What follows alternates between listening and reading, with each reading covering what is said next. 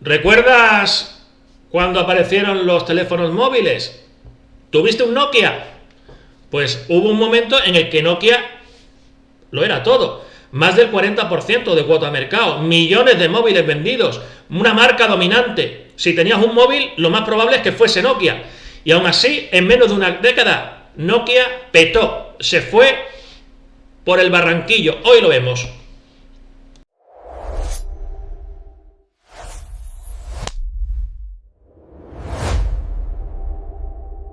Hubo un tiempo, y la verdad es que no hace tanto, en el que Nokia lo era todo. Absolutamente todo en el mundo de los móviles. Si alguien tenía un teléfono, vamos, lo más seguro es que fuera un Nokia. Pero la historia que vamos a contar hoy no es una de éxito, sino todo lo contrario. Es una de las caídas más bestias de la historia de las empresas. Una lección de cómo la victoria, a veces, puede ser el principio del fin. Para que nos hagamos una idea de lo que estamos hablando, hay que entender la escala de su dominio. A principios de los 2000, Nokia no era una empresa líder, no, era un imperio. Y esta cifra lo dice todo. Más del 40% del mercado mundial de móviles era suyo. Una cuota de mercado que hoy nos parece ciencia ficción. Eran, literalmente, el estándar. Y aquí es donde empieza lo bueno. La pregunta del millón. Con todo ese poder, con ese control absoluto, ¿cómo es posible que en menos de 10 años simplemente se esfumaran? Y ojo, que no fue por falta de dinero ni de talento, y eso es lo que lo hace tan increíblemente interesante. No es que no vieran lo que venía. El problema era mucho más hondo, y estaba escondido a plena vista. Para poder entender la caída, lo primero es entender la altura desde la que se cayeron. Así que vamos a entrar en la época dorada de Nokia, en ese momento en el que parecía que absolutamente nadie podía hacerles sombra. A ver, ¿qué hacía que un Nokia fuera un Nokia? Pues, para empezar, que sus teléfonos eran indestructibles. El mítico 3310, eso era un tanque. La batería duraba días, no horas como ahora. Dominaban continentes enteros, vendían cientos de millones de aparatos y sobre todo tenían recursos que parecían infinitos, los mejores ingenieros del mundo, y unos beneficios gigantescos. Y este es el punto clave de todo. Nokia no se cayó desde una posición débil.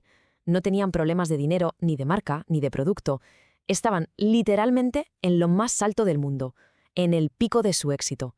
Y como vamos a ver, esa cima puede ser el lugar más peligroso de todos, porque te deja ciego. Vale, ahora vamos a la parte más jugosa de la historia. Mientras todo el mundo veía a Nokia como una fortaleza que nadie podía conquistar, por dentro empezaban a aparecer grietas. Y no venían de la competencia, no, venían del propio corazón de la empresa. La misma cultura que les había hecho gigantes se estaba convirtiendo en su propia cárcel. Aquí llega el gran giro de guión. Porque no podemos decir que fueran tontos o que no se enteraran de nada, que va. Nokia sabía perfectamente que el futuro eran las pantallas táctiles, el software y el Internet en el móvil. Tenían prototipos, ingenieros buenísimos trabajando en ello, todos los datos. Entonces, si lo sabían, ¿qué demonios falló? Es que aquí está la gran paradoja. Por un lado, tenían todos los recursos que se pueden pedir, el dinero, el talento, los prototipos, pero por otro, les faltaba lo que no se ve. Lo que de verdad importa cuando todo cambia, la agilidad, la rapidez para decidir y, sobre todo, la humildad. El ego de ganar durante tantos años se había convertido en un veneno. Creó una burocracia que lo paraba todo, donde los departamentos competían entre ellos en vez de contra el mercado. Y si buscamos un símbolo de este problema, aquí lo tenemos, Symbian, su sistema operativo. Era complicado, era viejo, un auténtico dolor de cabeza para los desarrolladores. Pero era suyo. Dejarlo por algo nuevo y mejor habría sido como salir y decir en voz alta, nos hemos equivocado. Y para una empresa que se creía perfecta, eso era impensable. Les daba pánico canibalizar sus teléfonos básicos, que daban muchísimo dinero, con smartphones que eran una apuesta más arriesgada. Y bueno, mientras Nokia estaba metida en sus guerras internas, el mundo exterior no esperó. 2 terremotos tecnológicos estaban a punto de sacudirlo todo y de dejar al descubierto todas y cada una de las debilidades del gigante finlandés. La velocidad a la que pasó todo fue de vértigo. En 2006, dominio absoluto de Nokia. Solo un año después, Steve Jobs presenta el iPhone y lo cambia todo. Al año siguiente, Google lanza Android, una plataforma abierta y flexible. Y mientras pasaba todo esto, la respuesta de Nokia, ¿cuál fue? La duda, la parálisis total. La primera reacción de los jefes de Nokia al ver el iPhone es de libro. Un caso de estudio de arrogancia. No vieron una revolución, vieron un capricho. Lo descartaron por caro, porque la batería duraba poco, porque era frágil. En resumen, lo llamaron un juguete. No entendieron que la gente no estaba comprando un teléfono, estaba comprando una experiencia. Un error de cálculo catastrófico.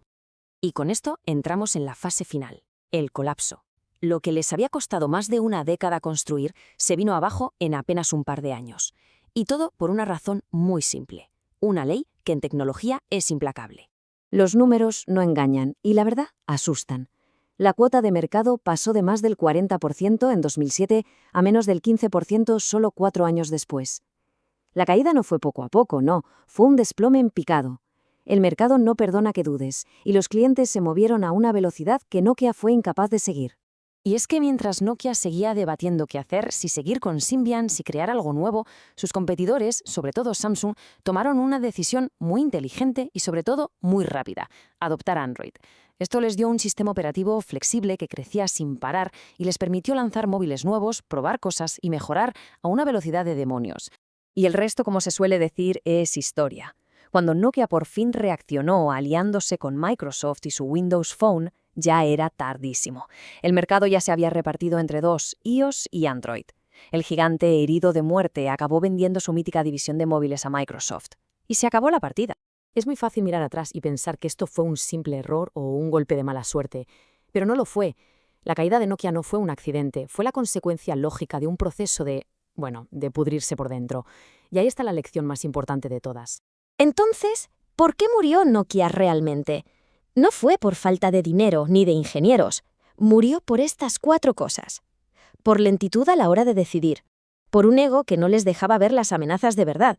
Por un miedo que les paralizaba a la hora de romper lo que funcionaba para probar algo nuevo. Y lo peor de todo, equivocarse no es el problema. El problema es tardar demasiado en darte cuenta de que te has equivocado. Y con esto llegamos a la clave de todo este asunto. Esta historia, en el fondo, no va de teléfonos ni de sistemas operativos. Va de una de las trampas más peligrosas en las que puede caer cualquier empresa o incluso cualquiera de nosotros: la arrogancia que te da el éxito.